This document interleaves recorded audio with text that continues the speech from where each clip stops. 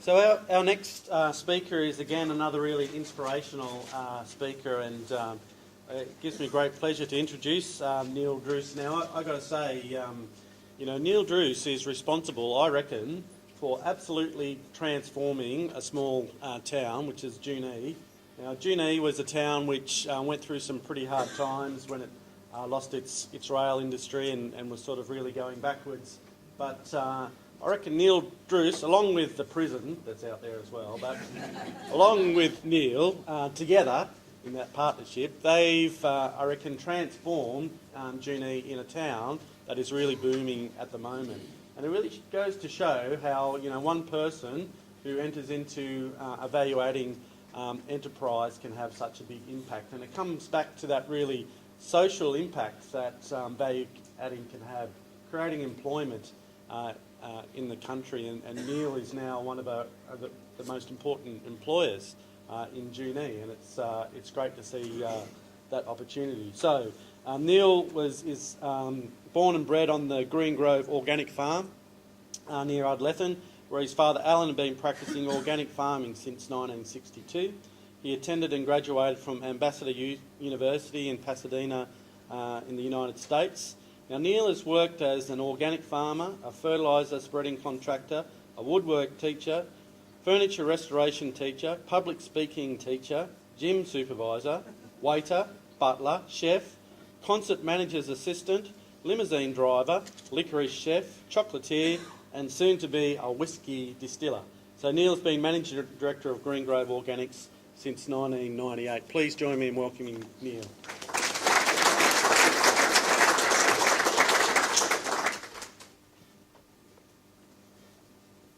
Thank you very much for that introduction. The public speaking, you'll see whether I do badly or not, but the gym instructor, you just have to look at me and see how well I did at that. Yeah, so, look, if anyone here, it's a bit warm in here, if you want to do a bit of a stretch and a couple of Pilates or whatever you do to wake yourself up, feel free. Go ahead, do it. Go for it.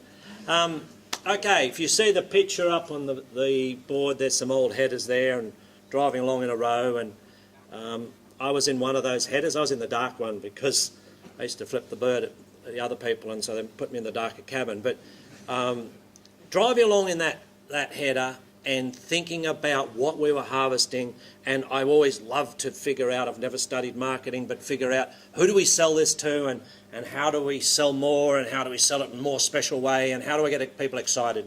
And if I came in here today and had a little bag of wheat, and I said, I'm going to give one of these to all of you today, you'd all politely go, thank you very much, or some of you would probably just say, that's ridiculous.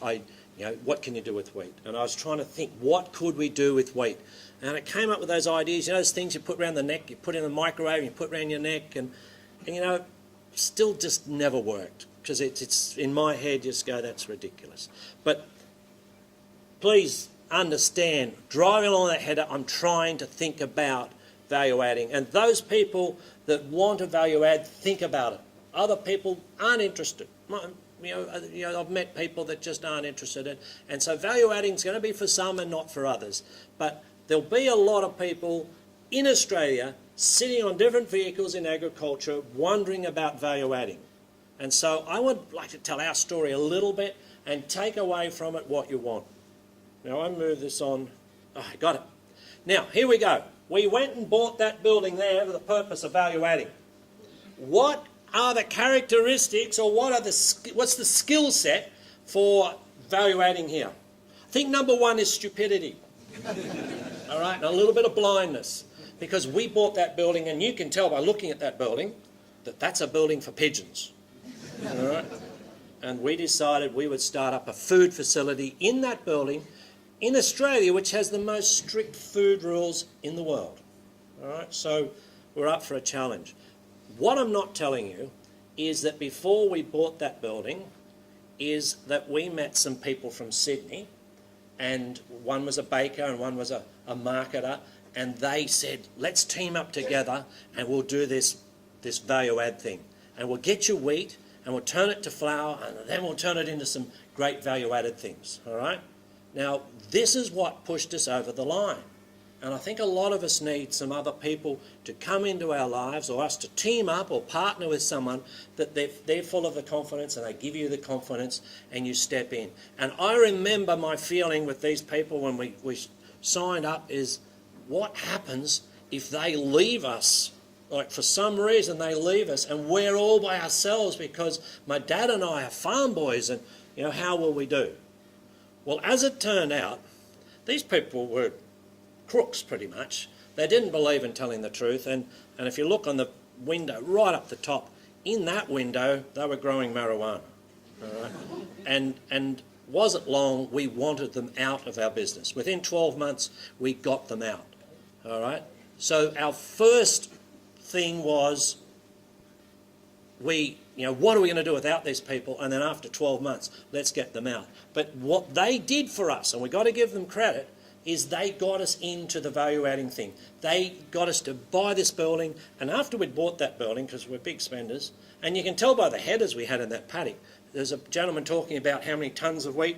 You can buy one of those headers for 3 tonnes of wheat. All right? So, yeah, that's plentiful. And they're slow, but, yeah.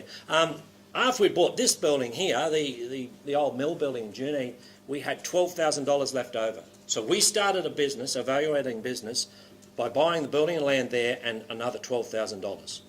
So I think, you'll hear all different value-add stories. You'll hear people that have millions and millions of dollars and they decide to do a project and their business management plan is immaculate and they team up with the experts in the world.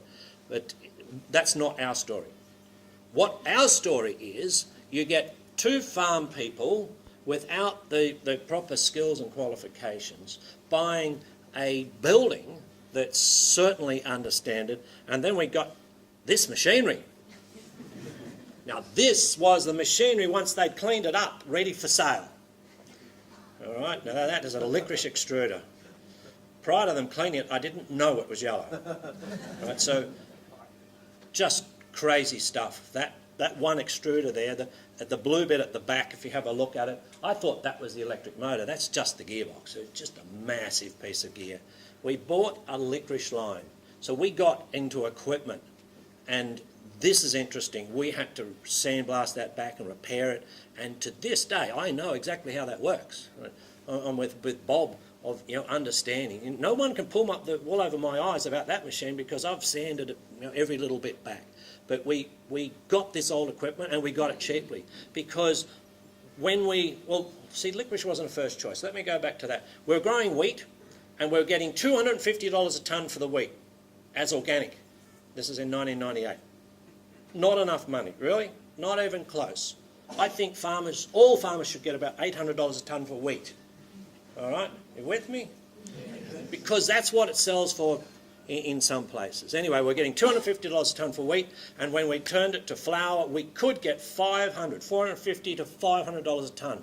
And I think, wow, one side over here you have a farm, and you go through all of the weather things and you grow your wheat, and then you have a little mill and you double it.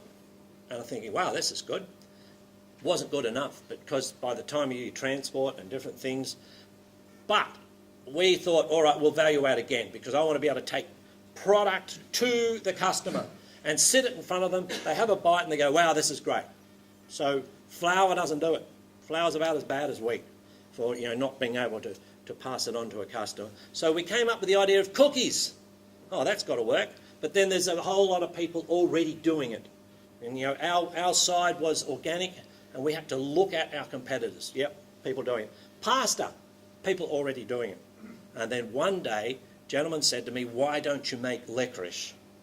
And my thought was, why don't we make jelly beans? Because it didn't make sense. But he said, no, 30% of licorice is wheat flour. And then it all made sense. When you had a look around, you think, how many organic licorices are made in Australia? 0. 0 in the Southern Hemisphere. 2 in the Northern Hemisphere.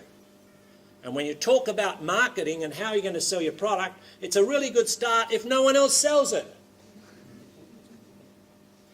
That's too simple to teach in marketing, isn't it? Anyway, I won't carry on too much. So we decided to make organic licorice, and we went and bought that gear, and as part of buying the gear, they taught me for 5 weeks how to make licorice. And making licorice on one type of plant and one type of licorice you can learn quickly. If you take a confectionery course, it'll take you 7 years. And you'll learn the history of everything you probably don't need to know. But I learnt to make, in 5 weeks, we made 10 tonnes of licorice. I sold 6 tonnes off immediately and had 4 tonnes to slowly feed along. And it took us 7 weeks to put this line in. I forgot to put in a DA, or didn't know what a DA was. I thought it was a district attorney, and we didn't do that. Otherwise, it would have taken a year. But we how am I going, council people here? Now, look, I honestly didn't. I thought, well, we bought the building, we can do what we want inside it. That's what I thought, and we put it in. At a later date, the council came down and they said, look, we've been really long-suffering and tolerant with you, but you do need to put a DA in. So we did it afterwards, and by luck we had all the coving, everything was right, and we signed the documents and we were right. Okay, well, back to the prices. $250 a tonne for wheat, $500 for flour, and when we made licorice, $9,000. Is this a hard financial thing to figure out? Is value adding going to be good for us? That seemed to work. That seemed to pay for the transport from the country to the city. And then because we picked a product that no one else made in Australia, marketing it, we put 400 kilos in the back of our four-wheel drive and we drove to Melbourne. We were partway around Melbourne and we stopped in little places, and my geography of Australia and the world's pretty poor. And I'd just drive around and go, this looks like a nice suburb. That's a nice looking shop. And we'd walk in, we'd sell them 20 kilos. And we'd go somewhere else, 20 kilos, and we ran out of the 400 kilos really quickly. And I had a mobile phone. In those days, it was the size of a house brick. And they'd call up and they'd go, we need more.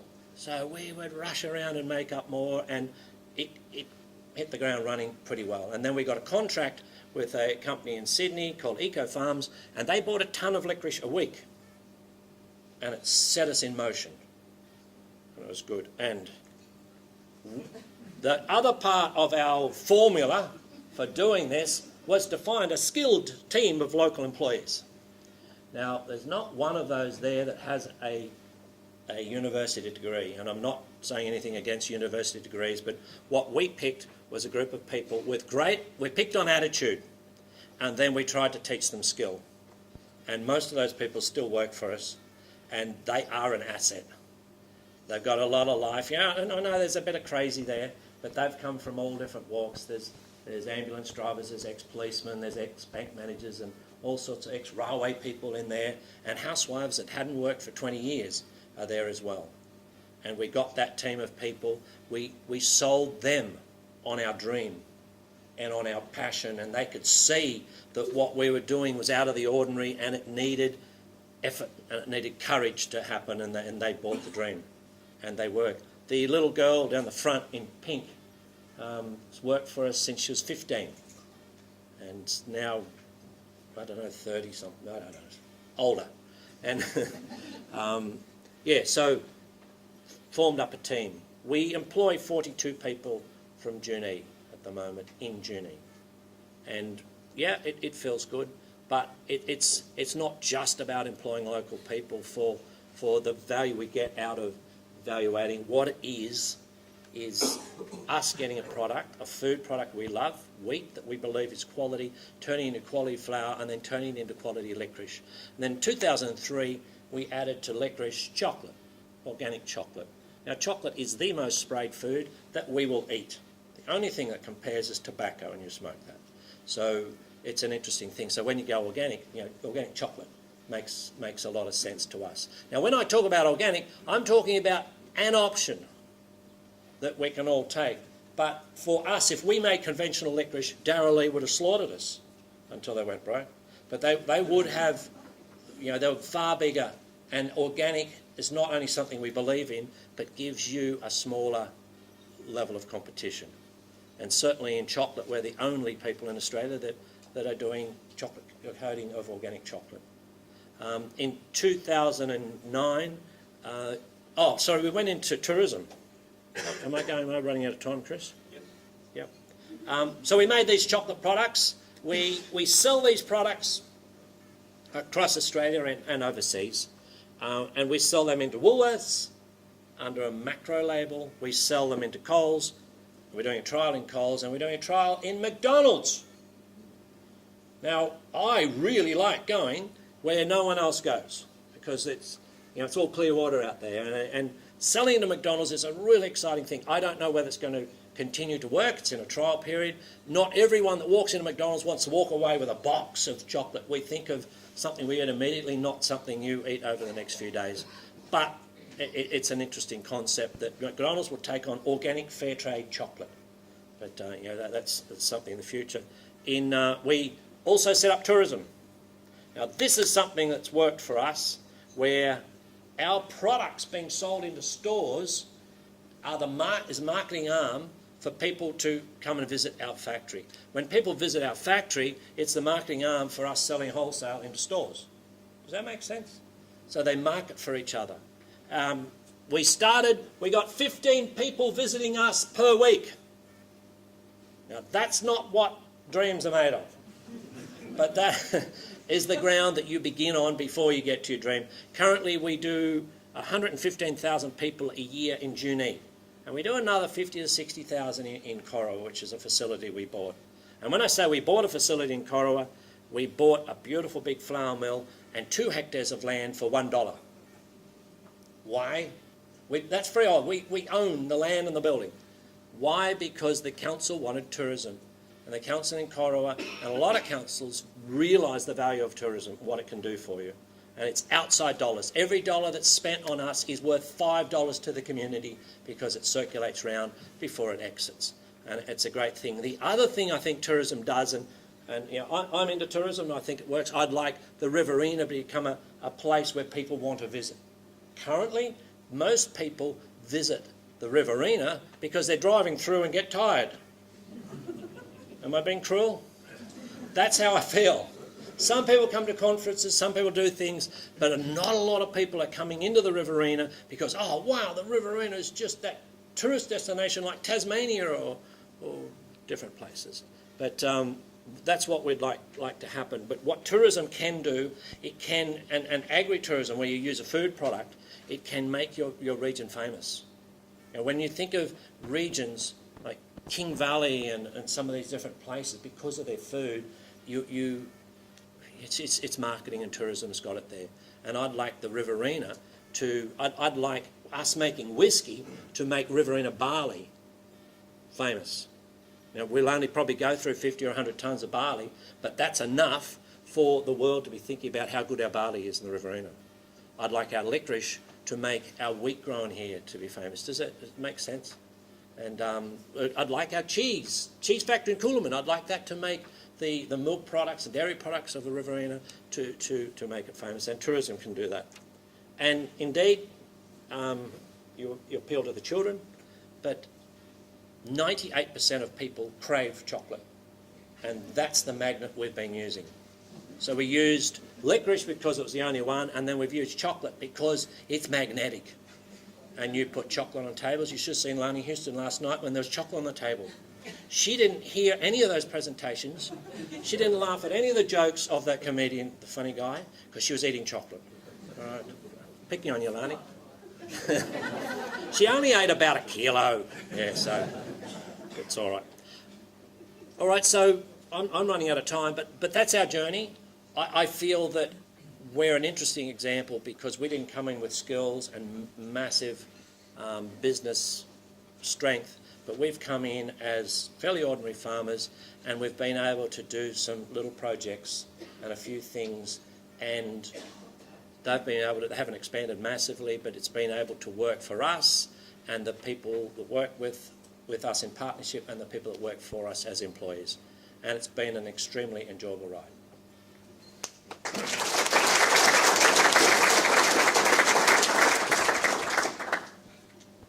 It's a great story. Would love to listen to that all day, Neil, but unfortunately we have run out of time and we don't have any time for questions. So we might move straight on, and I'll hand back to Lucinda. But please join me in thanking all 3 speakers for this session.